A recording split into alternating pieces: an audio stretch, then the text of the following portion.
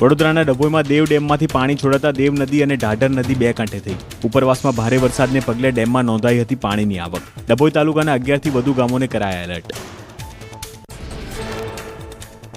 સુરતની તાપી નદીમાં સતત પાણીની આવક. ઉકાઈ ડેમમાંથી 1 લાખ ક્યુસેકથી વધુ પાણી નદીમાં ઠલવાયું. વિયર કોઝવેએ ભયજનક સપાટી 7 મીટર વટાવી દીધી. 8.91 મીટર પર પહોંચી વિયર કોઝવેની જળ સપાટી. મહીસાગરમાં ધરોઈ ડેમ 83% ભરાયો. ઉપરવાસમાં સતત વરસાદથી ડેમમાં પાણીની ભારે આવક. ધરોઈ ડેમના 2 દરવાજા 7 ફૂટ ખોલવામાં આવ્યા. ડેમમાંથી 18,814 ક્યુસેક પાણી સાબરમતી નદીમાં છોડાયું. અરવલ્લીમાં મેશ્વો ડેમ અને માઝુમ ડેમની ઓવરફ્લોની સ્થિતિ. મહત્તમ સપાટીથી ઉપર વહી રહ્યું છે પાણી. શામળાજી બહેચરપુર પુલને અડકીને નીકળી રહ્યા છે પાણી. મેશ્વો નદી કિનારાના ગામડાઓને કરાયા સતર્ક. અમરેલીના સાવરકુંડલા પંથકમાં વરસાદી માહોલ. ગાધકડા ગામમાં ધોધમાર વરસાદને પગલે સ્થાનિક નદી ફુલઝરમાં પૂરની સ્થિતિ. નદી પરનો ફુલઝર ડેમ ઓવરફ્લો થતા ખેડૂતોમાં ખુશીનો માહોલ છવાયો. સાબરકાંઠાના બલોચપુર ગામ પાસે પસાર થતી હાથમતી નદીના આકાશી દ્રશ્યો આવ્યા સામે. હાથમતી ડેમ ઓવરફ્લો થતા નદીમાં છોડવામાં આવ્યું પાણી. બે કાંઠે વહેતી હાથમતી નદીનો રમણીય નજારો આવ્યો સામે. છોટાઉદેપુરમાં ઓરસંગ નદી બે કાંઠે થઈ. સુખી ડેમમાંથી પાણી છોડાતા બોડેલી નજીક ઓરસંગ નદી બે કાંઠે થઈ. નદી કાંઠે વસતા લોકોને પાણી પાસે ન જવા માટે અને સતર્ક રહેવા માટે તંત્રએ અપીલ કરી. પંચમહાલના ભામૈયા પૂર્વ પંથકમાં ભારે વરસાદથી નદી નાળા છલકાયા. ભામૈયાથી ઓરવાડા ગામડીને જોડતા કોઝવે પર સુડવેલ નદીના પાણી ફરી વળતા અવરજવર થઈ ઠપ. માર્ગ પર વીજપોલ ધરાશય થતા લોકોને હાલાકી. છોટાઉદેપુરના સુખી ડેમમાં પાણીની આવક વધી.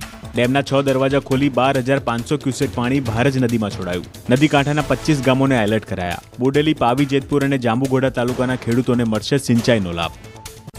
ખેડામાં કડાણા ડેમથી પાણીની સતત આવક થતાં વણાકબોરી વિયર થયો ઓવરફ્લો. ખેડૂતોની જીવાદોરી સમાન ડેમમાં પાણી ભરાતા ખેડૂતોમાં ખુશીનો માહોલ. પાણીની આવકને પગલે નીચાણવાળા વિસ્તારોને સતર્ક રહેવા કરાઈ અપીલ. પંચમહાલના હાલોલમાં ભારે વરસાદ વચ્ચે નદી નાળામાં પૂરની સ્થિતિ. વિશ્વામિત્રી નાળામાં પૂર આવતા મુકુંદલાલ સોસાયટીમાં ભરાયા પાણી. રસ્તા પર પાર્ક કરેલી કાર પાણીમાં ગરકાવ. સોસાયટીમાં પ્રચંડ વેગ સાથે વહી રહ્યો છે પ્રવાહ. અરવલ્લીના કુણોલ ગામમાં કોઝવે પર બાઇક ચાલક તણાવ. ગામ લોકોએ જીવના જોખમે બાઇક ચાલકનું રેસ્ક્યુ કર્યું. કોઝવે પર પાણી ફરી વળતા પરિવહનને પહોંચી અસર. સાબરકાંઠાના હિંમતનગરમાં પાણીમાં ગરકાવ થયેલા વાહનોને ક્રેનની મદદથી બહાર કઢાયા. પ્રજ્ઞાકુંજ સોસાયટીમાં 13 જેટલા વાહનો વરસાદી પાણીમાં થયા હતા ગરકાવ. ધોધમાર વરસાદને કારણે અનેક વિસ્તારોમાં વરસાદી પાણી ભરાતા હાલાકી. યાત્રાધામ શામળાજીમાં ધોધમાર વરસાદના પગલે બસ સ્ટેન્ડથી મંદિર જવાના માર્ગમાં ભરાયા પાણી. રસ્તા પર પાણી ભરાતા વાહન ચાલકોને પડી હાલાકી. રસ્તા પર નદી વહેતી હોય તેવા દ્રશ્યો સર્જાયા. અરવલ્લીના ભિલોડા નગરમાં ભારે વરસાદના પગલે જળભરાવ. ગોવિંદનગર, પરમાર ફળી, વાઘેલા ફળી સહિતમાં પાણી ભરાતા રહીશોને પડી હાલાકી. ભિલોડા હિંમતનગર હાઈવે પર પાણી ભરાતા વાહન ચાલકોને વેઠવી પડી મુશ્કેલી. અરવલ્લીના મેઘરજ તાલુકામાં મેઘરાજાની તોફાની બેટિંગ. કુનાલ વિસ્તાર સહિત અનેક પંથકમાં ભારે પવન અને ગાજવીજ સાથે પડ્યો ધોધમાર વરસાદ. ચાલુ વરસાદે વીજ ડીપીમાં તણખલા ઝરતા હોય તેવા દ્રશ્યો સામે આવ્યા.